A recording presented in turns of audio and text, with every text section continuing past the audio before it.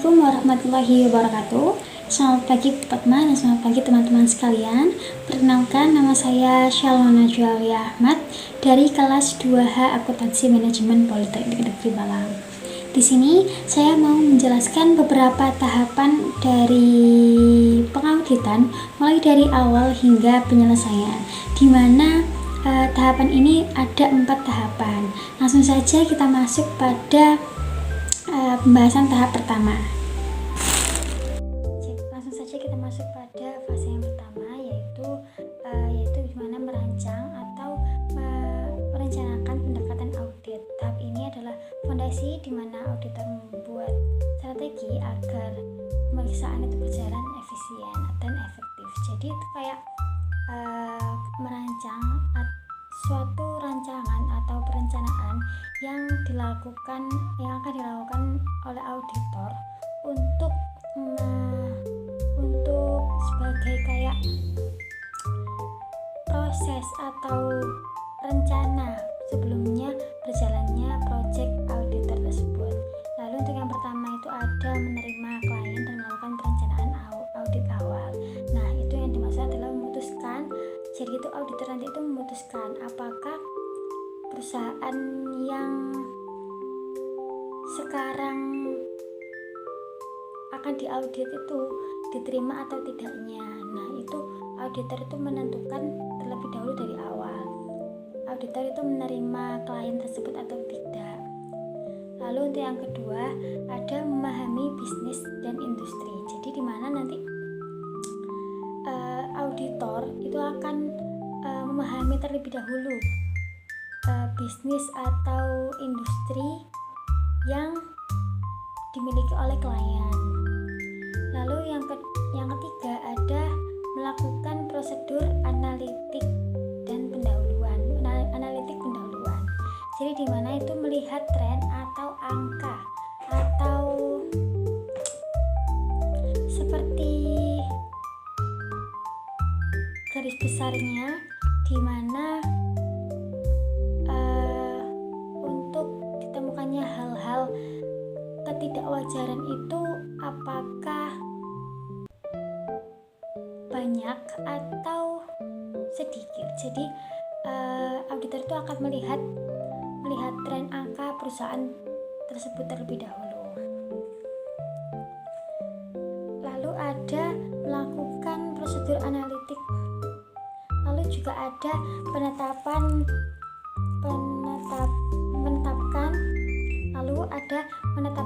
pertimbangan awal, materialis dan materialitas performa, di mana itu menentukan batas nilai uang seberapa besar sih sebuah kesalahan yang mungkin akan terjadi pada saat mengaudit laporan perusahaan tersebut. Yang selanjutnya ada mengidentifikasi resiko dengan signifikan karena mungkin adanya kecurangan atau kesalahan dalam perusahaan tersebut. Jadi di mana perusahaan itu akan melihat sih bagaimana perusahaan itu dalam operasionalnya itu bagaimana bagian mana saja dari perusahaan itu yang berpotensi memiliki atau mempunyai besar kemungkinan akan terjadi kesalahan yang fatal atau manipulatif. Lalu ada memahami pengendalian internal memahami pengendalian internal dan menilai resiko pengendaliannya, dimana itu dilihat dari seberapa kuat sih sistem prosedur perusahaan itu mencegah atau mengantisipasi agar tidak terjadinya kesalahan tersebut. Lalu ada finalisasi strategi audit dan rencana audit secara keseluruhan. Itu yang dimaksud adalah merangkum. Jadi auditor nanti itu membuat rangkuman terkait informasi terkait informasi perusahaan yang didapatkan pada tahap-tahap sebelumnya itu untuk menjadi rencana kerja pada proyek audit selanjutnya. Selanjutnya kita masuk pada fase yang kedua. Fase yang kedua ini adalah melakukan pengujian pengendali dan pengujian substantif atas transaksi di tahap ini, di mana auditor itu akan mulai turun ke lapangan. Jadi auditor mulai turun ke lapangan untuk membuktikan secara langsung apakah benar sistem dan catatan harian perusahaan itu memang benar-benar terjadi seperti itu.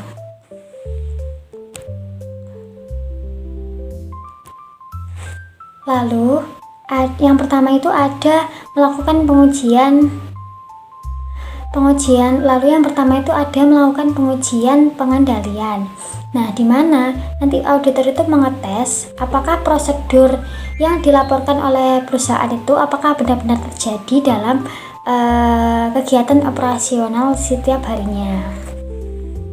Lalu ada pengujian pengujian substansi atas transaksi, di mana itu nanti auditor itu memeriksa kebenaran nilai uang dan detail pada setiap contoh transaksi atau transaksi yang diberikan kepada auditor itu apakah memang sudah benar-benar tercatat. Lalu yang selanjutnya ada menilai kemungkinan salah saji dalam laporan keuangan. Itu yang dimaksud adalah menyimpulkan seberapa besar sih potensi laporan keuangan tersebut itu tuh mengandung kesalahan, atau seberapa besar sih laporan tersebut terjadi kesalahan dalam berdasarkan hasil tes yang sebelumnya. Lalu kita masuk pada fase yang ketiga. Jadi pada fase yang ketiga ini yaitu melakukan prosedur analitis, substantif, dan pengujian detail saldo. Fase ini yaitu berfokus pada kekurangan angka akhir atau saldo akhir yang tertera pada neraca dan laporan laba rugi. Oke, langsung masuk pada poin yang pertama. Jadi pada poin yang pertama itu, auditor itu akan melakukan prosedur analitis substantif, yaitu dimana menggunakan logika matematika yang akan membandingkan, dimana untuk membandingkan dan mengecek kewajaran saldo sebuah akun tersebut. Lalu untuk yang kedua ada melakukan pengujian pada item-item kunci. Apa itu yang dimaksud? Jadi itu memeriksa secara detail. Jadi nanti auditor itu memeriksa secara detail bagian-bagian mana saja sih yang dianggap paling penting atau memiliki nilai uang yang cukup besar. Lalu masuk pada poin yang ketiga yaitu melakukan pengujian tambah atas detail saldo. Nah, itu yang dimaksud adalah melakukan pengecekan sisa saldo secara mendalam untuk mendapatkan keyakinan penuh untuk auditor ini. Jadi itu melakukan pengecekan secara mendalam kepada sisa-sisa saldo yang dilaporkan pada laporan keuangan itu. Jadi dicek oleh auditor itu untuk apa digunakan, untuk agar auditor ini mendapatkan keyakinan akan hal tersebut. Lanjut kita masuk pada fase yang keempat. Nah, pada fase yang keempat ini auditor akan menyelesaikan dan menerbitkan laporan audit.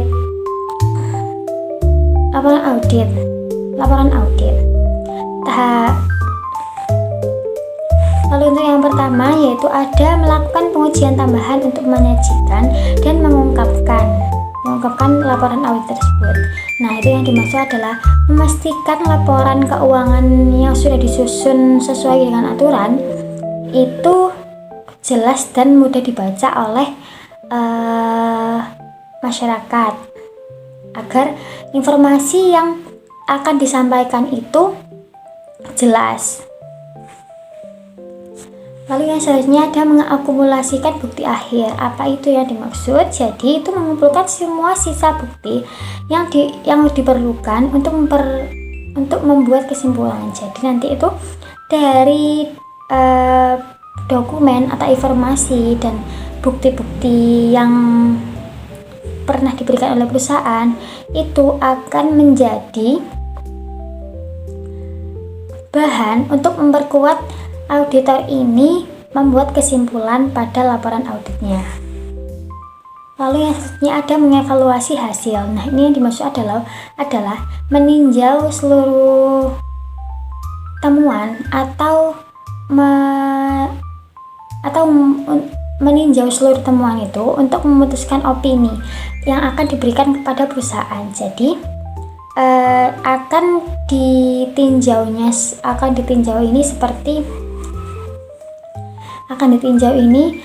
seperti kayak akan didalami apa saja sih temuannya, dan itu akan menjadi bahan untuk auditor itu menentukan opini yang akan diberikan oleh auditor kepada perusahaan.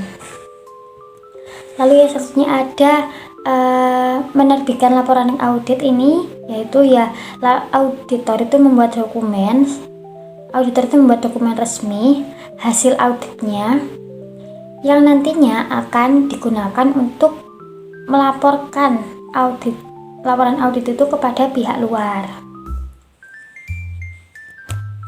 Nah, yang selanjutnya yaitu ada berkomunikasi dengan komite audit dan manajemen, di mana itu para petinggi.